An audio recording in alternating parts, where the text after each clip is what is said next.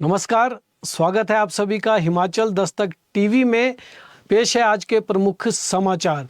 तो आज हिमाचल प्रदेश में मौसम से हम शुरुआत करेंगे, क्योंकि मौसम का एक बड़ा अलर्ट जो है वो मौसम विभाग की तरफ से आया है। हिमाचल प्रदेश के लोगों को एक बार फिर से बारिश के लिए तैयार रहना होगा।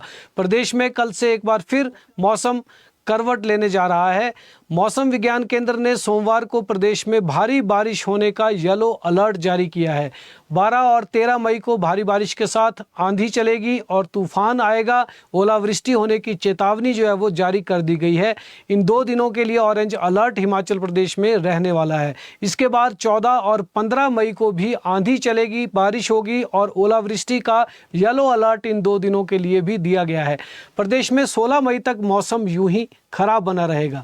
ओलावृष्टि होने से कृषि व बागवानी को भारी नुकसान जो है वो पहले ही हिमाचल प्रदेश में हो चुका है। खास तौर पर बागवानी पर इसका व्यापक असर जो है वो पड़ा है।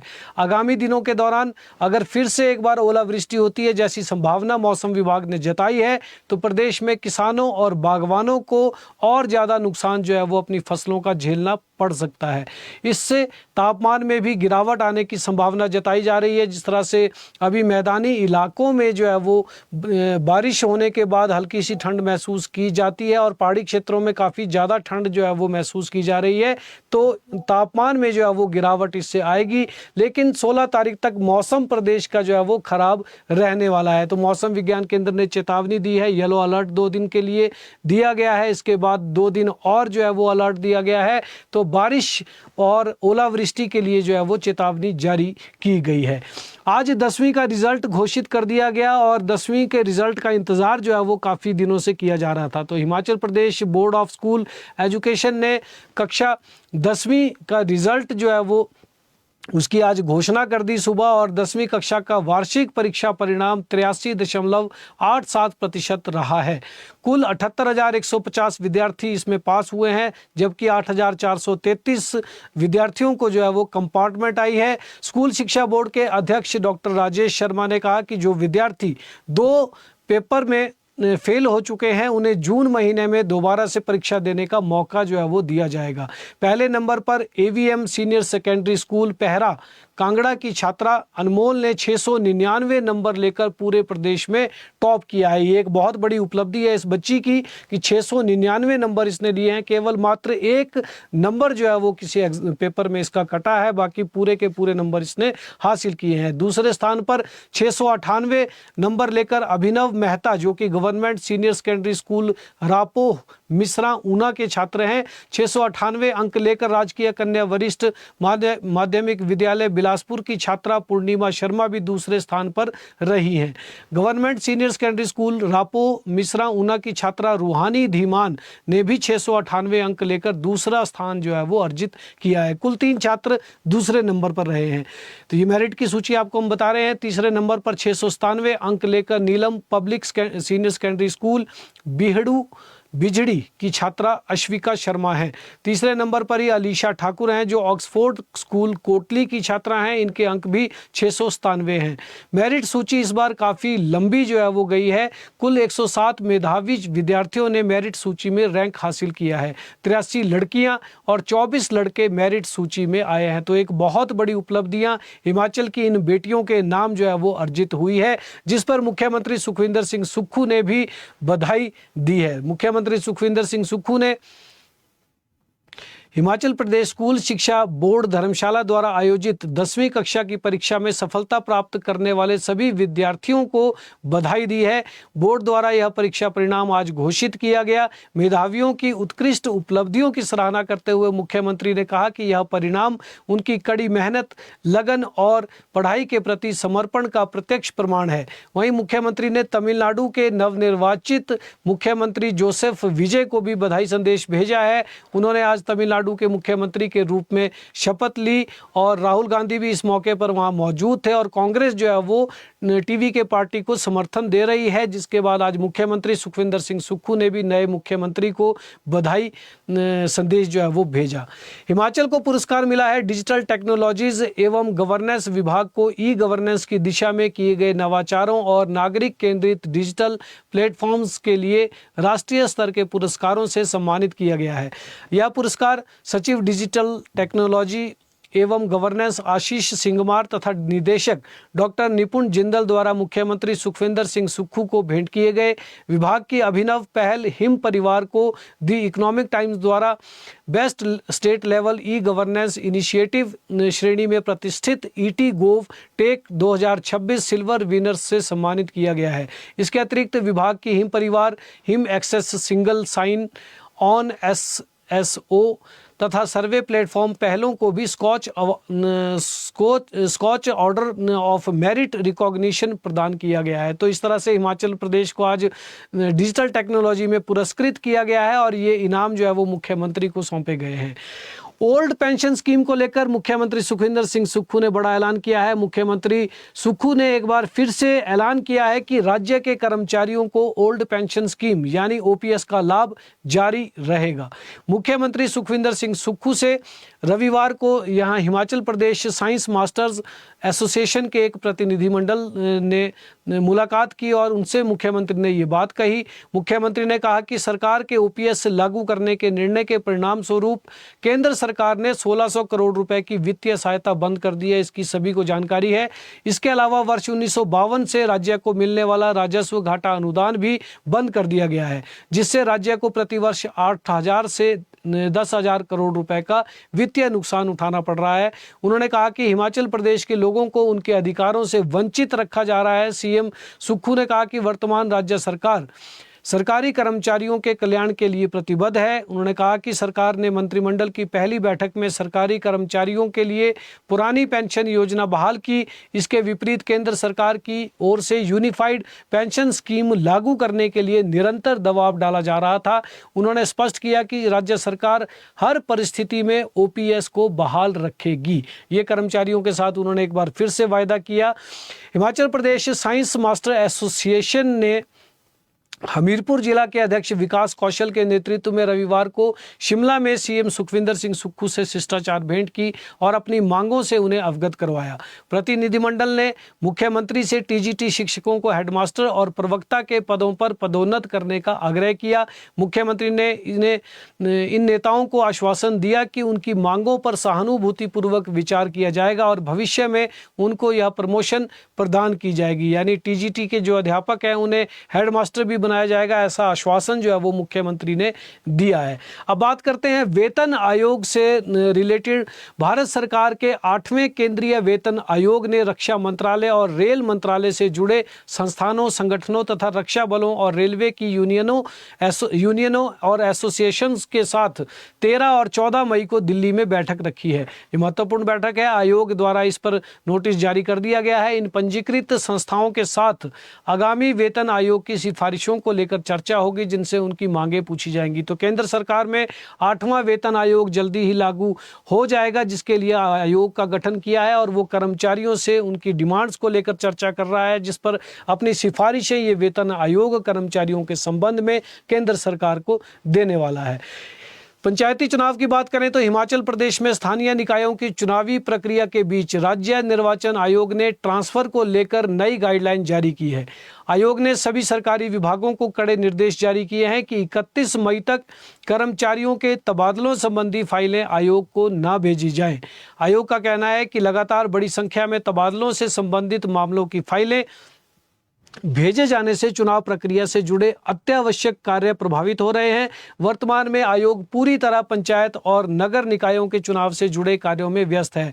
ऐसे में विभिन्न विभागों द्वारा भेजी जा रही तबादला फाइलों के कारण प्रशासनिक दबाव बढ़ रहा है और चुनावी तैयारियों की गति प्रभावित हो रही है।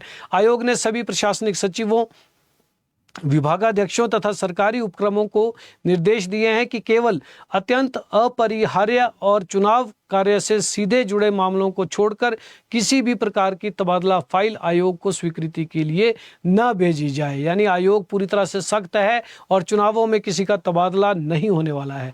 अध्यापकों की नियुक्ति रुकी है, इसकी बात करें तो केंद्रीय माध्यमिक शिक्षा बोर्ड जो सीबीएसई स्कूल हिमाचल में बन रहे हैं से संबद्ध 145 स्कूलों में शिक्षकों की नियुक्तियों के लिए काउंसलिंग के लिए शिक्षा विभाग ने शिमला में केंद्र बनाए हैं।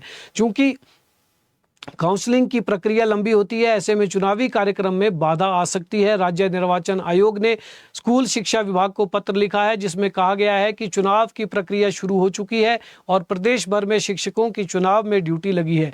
ऐसे में काउंसलिंग की प्रक्रिया को कुछ दिनों के लिए स्थगित किया जाए। विभाग ने इस मामले को सरकार के समक्ष उठाया है। मुख्यमंत्री ने इसी महीने काउंसलिंग प्रक्रिया को पूरा कर शिक्षकों की तैनाती के निर्देश दिए थे। ऐसे में इन शिक्षकों की नियुक्ति में फिलहाल देरी हो सकती है क्योंकि राज्य चुनाव आयोग जो है वो इसकी इजाजत नहीं देने वाला। एचआरटीसी की बात करें तो एचआरटीसी के 12,000 कर्मचारियों को अभी तक वेतन हासिल नहीं हुआ है। मई माह के 10 दिन बीत गए हैं मगर अभी भी कर्मचारियों का इंतजार खत्म नहीं हुआ है। 2 दिन के अवकाश के बाद कल सोमवार को बैंक और कार्यालय खुलेंगे। ऐसे में कर्मचारियों को उम्मीद है कि सोमवार को उनके खाते में जो है वो वेतन की राशि आ जाएगी। पंचायती चुनाव की चर्चा करें तो अनुशासनहीनता पर चाबुक चला है। आपको बता दें, एक तरफ जहां भारतीय जनता पार्टी लगातार नगर निगम या जिला परिषद चुनाव में बगावत करने वालों पर निष्कासन का चाबुक चला रही है, तो वहीं कांग्रेस ने भी अपने नेताओं को अनुशासन में रहने की सीख दे दी है। भाजपा ने आज फिर से 4 नेताओं को निष्कासित कर दिया है। वहीं कांग्रेस के अनुशासन समिति के अध्यक्ष कुलदीप राठौर ने नेताओं को कहा है कि वह ऐसा कोई सार्वजनिक बयान ना दें जिससे पार्टी की छवि खराब हो। उन्होंने बाकायदा यह कहा है कि कुछ नेताओं की लगातार शिकायतें आ रही हैं जो एक दूसरे पर बयान दाग रहे हैं। ऐसे लोगों से चुनाव के बाद निपटा जाएगा, यानी जल्दी ही इन पर कार्रवाई होगी।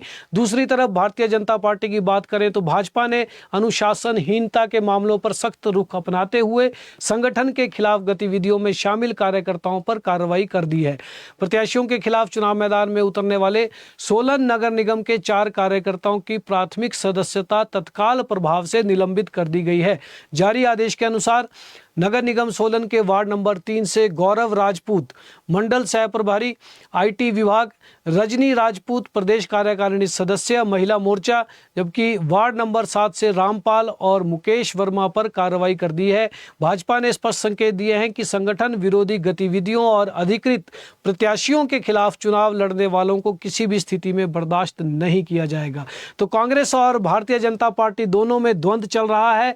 बगावती जो है वो दोनों ही दलों में इस वक्त मौजूद हैं और चुनावी अभियान जो है वो चरम पर चला हुआ है और पार्टी के खिलाफ जो चुनाव लड़ रहे हैं उनके खिलाफ अनुशासनात्मक कार्रवाई करने की तैयारियां हो रही है। भाजपा ने पिछले कल भी कुछ लोगों को जो है वो संगठन से बाहर कर दिया है और आज फिर से 4 लोगों को उन्होंने बाहर का रास्ता दिखाया है। वहीं कांग्रेस पार्टी की अनुशासन समिति ने भी तलक तेवर अपने दिखा दिए हैं। कल नामांकन का आखिरी दिन है। पंचायती राज आगामी पंचायती राज संस्थाओं के लिए नामांकन पत्र भरने का कल आखिरी दिन रहेगा। इसके साथ सभी प्रत्याशियों को चुनाव चिन्ह मिल जाएंगे। राज्य चुनाव आयोग ने विभिन्न पदों के लिए चुनाव चिन्हों की आधिकारिक सूची जारी कर दी है। आयोग ने ग्राम पंचायत सदस्य, उप प्रधान, प्रधान पंचायत समिति और जिला परिषद पदों के लिए अलग अलग 20 चुनाव चिन्हों का जो है वो निर्धारण किया है। तो कल आखिरी दिन में पता चलेगा कि कितने लोग जो है वो चुनावी मैदान में है। हजारों की संख्या में यहाँ पर पंचायत चुनाव जो है वो लोग लड़ रहे हैं और उनको कल राज्य चुनाव आयोग की तरफ से चुनाव चिन्ह आवंटित कर दिए जाएंगे। और आपको बता दें, पंचायती राज संस्थाओं के चुनाव 26 मई, 28 मई और 30 मई को हिमाचल में होंगे और इसके बाद जो है इसके साथ ही इसी दिन जो है वो रिजल्ट भी निकल जाएंगे। लेकिन जिला परिषद और जो नगर निगम और नगर निकाय हैं उनके रिजल्ट जो है वो 31 मई को आएंगे, जबकि चुनाव शहरी निकायों का 17 मई को होने वाला है। तो इसके लिए चुनाव प्रचार अभियान जो है वो जोरों पर चल रहा है। आज भारतीय जनता पार्टी की तरफ से विपक्ष के नेता जयराम ठाकुर ने धर्मशाला में कार्यकर्ता सम्मेलन को संबोधित किया है और दूसरी तरफ मुख्यमंत्री सुखविंदर सिंह सुक्खू ने आज जितने भी प्रभारी मंत्री लगाए हैं नगर निगमों में उनसे जो है वो फीडबैक लिया और 12 तारीख से मुख्यमंत्री भी चुनावी मैदान में उतरेंगे। मंगलवार को उनकी चुनाव प्रचार अभियान की भी शुरुआत होगी और कांग्रेस की तरफ से रजनी पाटिल भी जो है वो इस चुनाव प्रचार अभियान में शामिल रहने वाली है। कुछ दुखद घटनाएं भी आज हिमाचल प्रदेश में सामने आई है। ईंट लगने से एक बच्चा जो घायल हुआ था उसकी मौत हो गई। शिमला के संजौली में 15 दिन पहले एक निर्माणाधीन मकान से ईंट गिरने से घायल 9वीं कक्षा के छात्र की मौत जो है वो हो गई है। ये मामला सोशल मीडिया में सामने आया था, जिसमें एक निर्माणाधीन मकान के नीचे से जो है वो बच्चे गुजर रहे थे और अचानक से एक ईंट ऊपर से गिरी और बच्चे के सिर पे लग गई। उसके बाद ये बच्चा जो है वो आईजीएमसी में भर्ती था। बच्चा आईजीएमसी में 15 दिन से जो है वो जिंदगी और मौत के बीच जंग लड़ रहा था। आईसीयू में भर्ती इसे करवाया गया था, लेकिन यहाँ पर उसकी उपचार के दौरान जो है वो मौत हो गई है। दुखद मौत हुई है इस बच्चे की। लोगों ने नगर निगम की कार्यप्रणाली पर भी सवाल उठाए हैं। ऐसे कैसे बिना सुरक्षा के जो है वो सार्वजनिक रास्तों के किनारे कार्य किया जा रहा था, इसको लेकर सवाल खड़े हुए हैं। पुलिस इस मामले में आगामी कार्रवाई कर रही है। वहीं एक चालक की मौत हुई है। शिमला जिला के सुन्नी क्षेत्र में शनिवार देर रात को एक भीषण सड़क हादसा हुआ, जिसमें 26 वर्षीय ट्रक चालक की मौत हो गई। मृतक की पहचान रविंदर ठाकुर 26 वर्ष निवासी शोघी जिला शिमला के रूप में हुई है। जानकारी के मुताबिक हादसा जिले के सुन्नी थाना क्षेत्र के अंतर्गत बड़मैन धार के पास जो है वो पेश आया है। बताया जा रहा है कि शनिवार रात करीब 1:30 बजे का ये घटनाक्रम है। थाना सुन्नी को सूचना मिली कि एक ट्रक अचानक अनियंत्रित होकर सड़क से नीचे खेत में जा गिरा है। हादसा इतना जबरदस्त था कि ट्रक के पलटते ही चालक की उसके नीचे बुरी तरह जो है वो चालक फंस गया। स्थानीय ग्रामीण लोगों ने के सहयोग से और जेसीबी मशीनों की मदद से करीब 5 घंटे की कड़ी मशक्कत के बाद रविवार सुबह चालक को जो है वो बाहर निकाला गया, लेकिन तब तक उसकी मौत हो चुकी थी। तो ये दुखद घटनाक्रम जो है वो हिमाचल प्रदेश के शिमला ग्रामीण विधानसभा क्षेत्र के तहत हुआ है, जिसमें एक चालक की मृत्यु हुई है। तो फिलहाल इस बुलेटिन में इतना ही। कल शाम ठीक 6 बजे दोबारा आपसे मिलेंगे। तब तक के लिए इजाजत दें। देखते और पढ़ते रहें हिमाचल दस्तक।